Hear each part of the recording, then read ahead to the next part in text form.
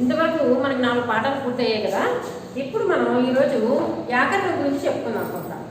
ఏమో ఆ వ్యాకరణంలోని అలంకారాల గురించి చెప్పుకుందాం. ఇప్పుడు ప్రతి మనిషికి కూడా వస్త్రధారణ కానివ్వండి, నగలు వేసుకోవడం కానివ్వండి, జుట్టు దూకునే విధానం కానివ్వండి, ఏదైనా సరే అలంకరణ కదా. అలా అలంకరణ చేసుకుంటేనే చాలా అందంగా కనబడతారు ఎవరైనా సరే. ఇప్పుడు పెళ్ళిళ్ళకి లేకపోతే ఏదైనా ఫంక్షన్స్కి వెళ్తారు చూడండి. అలా వెళ్ళినప్పుడు ఏం చేస్తారు? చక్కగా మంచి బట్టలు వేసుకుని కదా, మీకు ఇష్టమైన బట్టలు వేసుకుని, కొత్త బట్టలు వేసుకుని, అలాగే చక్కగా నగలన్నీ పెట్టుకుని, పువ్వులు పెట్టుకుని చక్కగా ఆడవాళ్ళందరూ తయారవుతారు. చూడడానికి అందంగా ఉంటారు కదండి. ఆ పండుగను బట్టి అలాగే ఆ వెళ్ళేటటువంటి కార్యక్రమాన్ని బట్టి చాలా చక్కటి వస్త్రధారణ ఉంటుంది.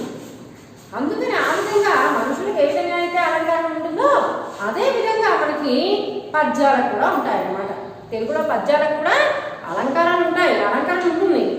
అది ఆ పద్యాన్ని బట్టి, ఆ పద్యపాదంలో ఉన్నటువంటి స్థితిని బట్టి ఉంటుందన్నమాట అలంకరణ.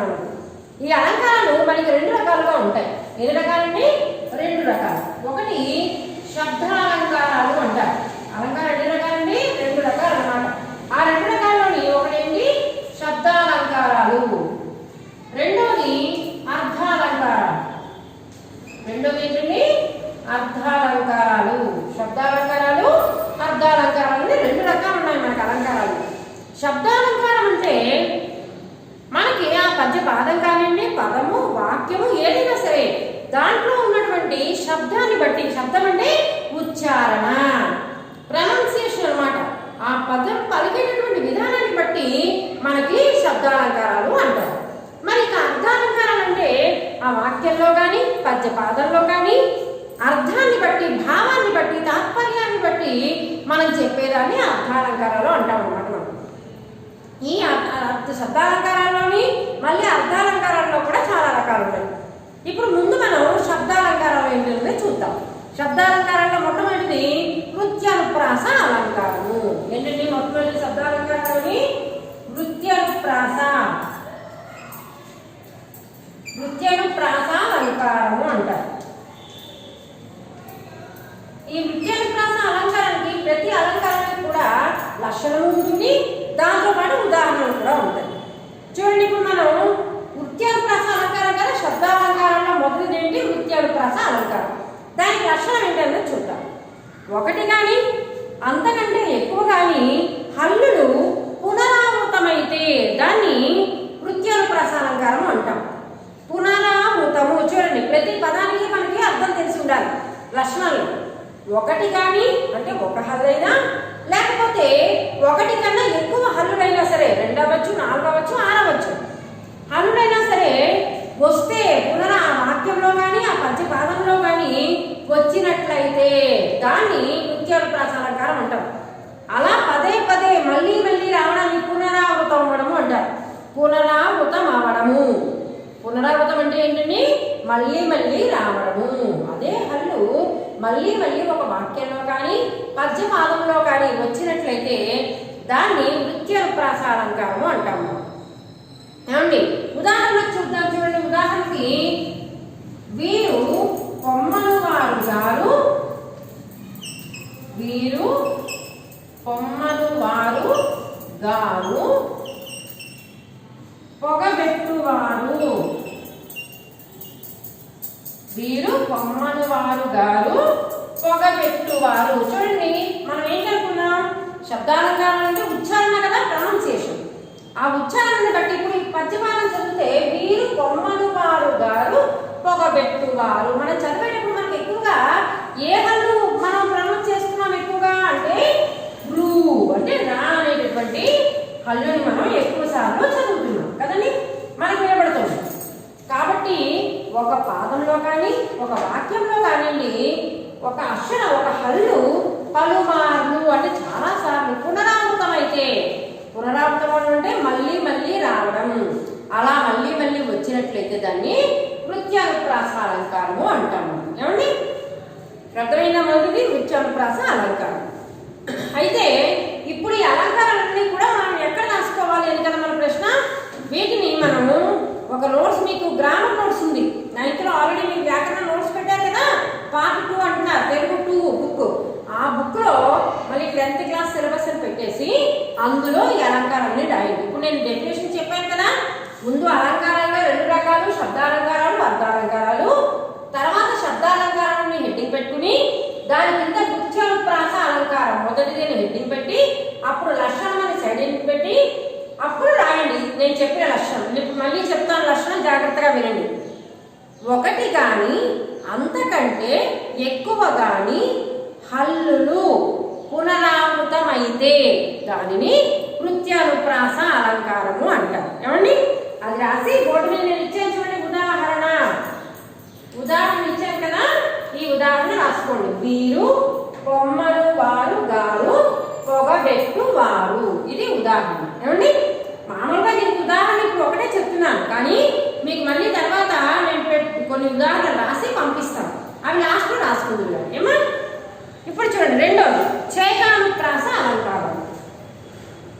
రెండో అలంకారం ఏంటండి? శబ్దాలంకారంలో రెండోది చేకానుప్రాస అలంకారము. మరి చేకానుప్రాస అలంకారం ఏంటంటే చూద్దాం. ముందు లక్షణం తెలుసుకోవాలి కదా మనం. ఇది కూడా శబ్దాలంకారంలోనే రెండవది. చేకానుప్రాస అలంకారం అంటే 2 హల్లుల జంట వెంటనే. ఇందులో ఎలా ఉంటుందన్నా 2 హల్లులు, 2 హల్లులు వస్తాయట.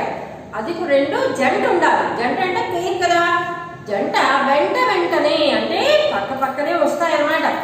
వచ్చి అది కూడా ఎలా ఉండాలంటే అర్థభేదంతో. అర్థంలో తేడా ఉండాలి. అలా అర్థంలో తేడా ఉండి పునరుక్తమైతే, పునరుక్తం అంటే రావడం అన్నమాట. పునరుక్తం కావడాన్ని, అలా వెంటనే హల్లు జంట రావడాన్ని దాన్ని ఏంటంటే మనం చేకానుప్రాస అలంకారము అంటాం. మళ్ళీ ఒకసారి డెఫినేషన్ చూసుకోండి, అదే లక్షణం చూసుకోండి. 2 హల్లుల జంట వెంటనే అర్థభేదంతో పునరుక్తం కావడాన్ని, పునరుక్తం అంటే మళ్ళీ రావడం, ఆ జంట మళ్ళీ వెంటనే రావడాన్ని చేకానుప్రాస అలంకారం అంటాం. అది ఏ భేదంతో ఉండాలట? అర్థభేదంతో. ఆ పదాలు జంట 2 ఒకటే చూడటానికి, కానీ ఆ పదాలు రెండింటికి కూడా అర్థంలో తేడా ఉంటుంది. అదేంటనేది చూద్దాం. ఇక్కడ చూడండి, ఉదాహరణకి అనాథనాథ నందనందన చేకానుప్రాస అలంకారం. రెండవది శబ్దాలంకారంలో రెండవది ఏంటండి? చేకానుప్రాస అలంకారము. ప్రాసాలంకారము 2 కలిపి సాధిస్తున్నా పర్వాలేదు. ఇప్పుడు లక్షణం ఏం చెప్పుకున్నాం కదా, 2 హల్లుల జంట వెంటనే పునరుక్తం కావడాన్ని, ఎలాగా? అర్థభేదంతో పునరుక్తం కావడాన్ని చేకానుప్రాస అలంకారం అంటారు. ఉదాహరణ చూడండి. ఉదాహరణ ఏం చెప్తున్నాడు దీనికి? అనాథనాథ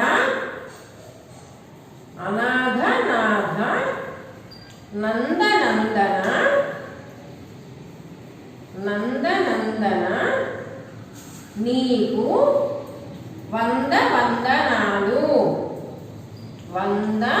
వందనాలు. జాగ్రత్తగా వినండి ఈ ఉదాహరణ. అనాథనాథ నందనందన నీకు 100 వందనాలు. చూడండి, ఇక్కడ మనకి 2 హల్లుల జంట అనుకున్నాం కదా మనం. 2 హల్లులు ఒకేలాంటివి. చూడండి, ఇక్కడ నాథ, మళ్ళీ నాథ పక్కనే వచ్చాయా? 2 హల్లులే ఉన్నాయి ఒక్కొక్క పదంలో. అవి పక్కనే ఉన్నాయి. అవి జంట అంటే జత కదా, పేరు. చూడండి, ఇక్కడ నంద 100 చూసారా? మరి అలాగే కదా వచ్చింది. 2 హల్లులు ఉన్నాయి, అది జంట పేరు అన్నమాట. పక్కనే వచ్చాయి. దీంట్లో ఏ భేదం ఉండాలన్నాడు వాడు? అర్థభేదం ఉండాలి. అర్థభేదం ఉంటే దాన్ని చేకానుప్రాస అలంకారం అంటారు. చూడండి, ఇక్కడ అర్థం ఏంటో చూద్దాం. అనాథనాథ, ఇక్కడ 2 హల్లుల జంట బాగానే ఉంది, 2 ఒకే అక్షరాలు. కానీ ఇక్కడ అనాథ అంటే అనాథ పిల్లలు, ఆర్ఫన్స్ అన్నమాట. అలాగే నాథ అంటే నాథుడు, ఆ అనాథ పిల్లల్ని కాపాడేవాడు అని అర్థం. ఇప్పుడు తేడా వచ్చిందా రెండింటికి అర్థంలో?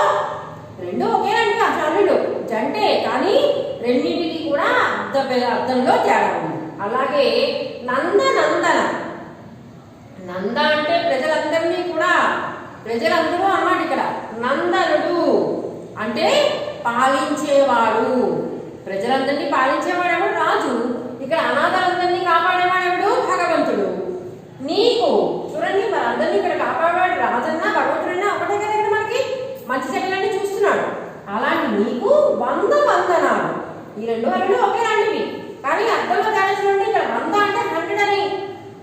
వందనాలు అంటే నమస్కారాలు అని ఒకేలాంటి హల్లులు, కానీ ఇక్కడ అర్థంలో తేడా వచ్చింది కదా మనకి. అలా వస్తే దాన్ని మనం ఏంటంటామంటే చేకానుప్రాస అలంకారము అంటాం. చూడండి మళ్ళీ ఒకసారి లక్షణం చెప్తాను. చేకానుప్రాస అలంకారానికి రెండేసి హల్లుల జంట అర్థభేదంతో పునరుక్తం కావడాన్ని, రెండేసి హల్లుల జంట వెంట వెంటనే అర్థభేదంతో పునరుక్తం కావడాన్ని చేకానుప్రాస అలంకారము అంటారు. ఏమండి, ఇది చేకానుప్రాస అలంకారం. అర్థమైంది కదా.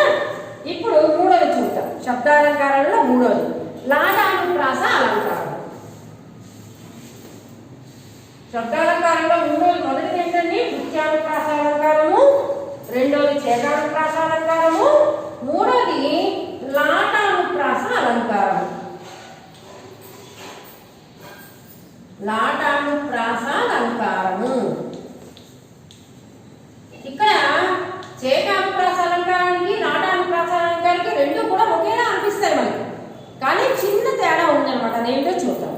దీని లక్షణము అర్థభేదం లేకుండా తాత్పర్య భేదంతో.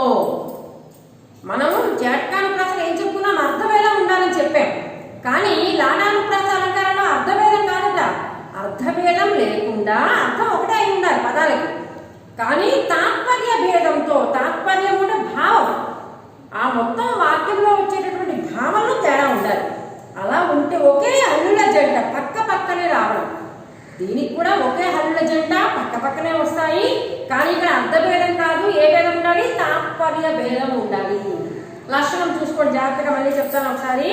అర్థభేదం లేకుండా తాత్పర్య భేదంతో ఒకే హల్లుల జంట ప్రక్క ప్రక్కనే రావడం లాటానుప్రాస అలంకారము. ఏమండి, ఇప్పుడు చూడండి ఉదాహరణకి లాటానుప్రాస అలంకారానికి కమలాక్షు నర్చించు, కమలాక్షు నర్చించు, నర్చించడం అంటే పూజించడం.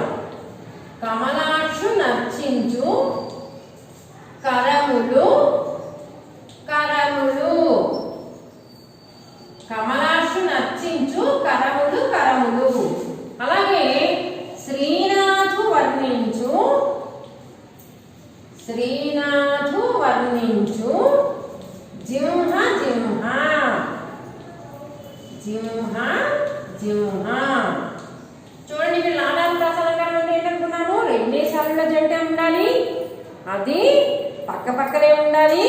దాంతో పాటు దానికి మనకి అర్థభేదం ఉండకూడదు, తాత్పర్య భేదం ఉండాలి. చూడండి ఇక్కడ కమలాక్షు నర్చించు కరములు, కరములు. చూడండి కరములు, కరములు ఒకేలాంటి హల్లులు కదా జంట. ఇవి కూడా రెండు ఒకేలాంటివే కదండి, పక్క పక్కనే వచ్చాయి. అలాగే శ్రీనాథు వర్ణించు జింహ, జింహ. చూడండి ఇవి రెండేసి హల్లులే పక్క పక్కనే వచ్చాయి. లక్షణంలో చెప్పినట్టుగానే పక్క పక్కనే వచ్చాయి ఇవి కూడా. అయితే ఇప్పుడు దీంట్లో ఏ భేదం ఉండాలి? అర్థంలో భేదం ఉండకూడదు. చూడండి అర్థంలో తేడా, కరములు అన్న చేతులే, కరములు అన్న చేతులే. ఇక్కడ జింహ అన్న నాలుక, జింహ అన్న నాలుగే. అర్థంలో తేడా లేదు, కానీ తాత్పర్యంలో అంటే పాదం మొత్తానికి చూసుకుంటే తాత్పర్యంలో తేడా ఉండాలి. చూడండి ఏంటి తేడా? కమలాక్షు నర్చించు. కమలాక్షుడు అంటే కమలముల వంటి కన్నులు కలవాడు. కమలముల వంటి కన్నులు కలవాడు ఎవరు? విష్ణుమూర్తి అన్నమాట. ఆ విష్ణుమూర్తిని అర్చించడం అంటే పూజించడం, ఆ భగవంతుణ్ణి పూజించేటటువంటి కరములు, కరములు. పూజ మనం ఎందుకు చేస్తాం? చేత్తో కదా. కరము అంటే చెయ్యి అనమాట. ఆ మొదటి కరము అంటే చెయ్యి, ఆ భగవంతుణ్ణి పూజించేటటువంటి ఆ చెయ్యి. మొదటి కరము అంటే చెయ్యి వచ్చేసింది కదా అర్థం. మరి ఇప్పుడు రెండో కరం అంటే ఎంతో ప్రముఖమైనవి, చాలా గొప్పనైనవి అని చెప్తున్నాడు.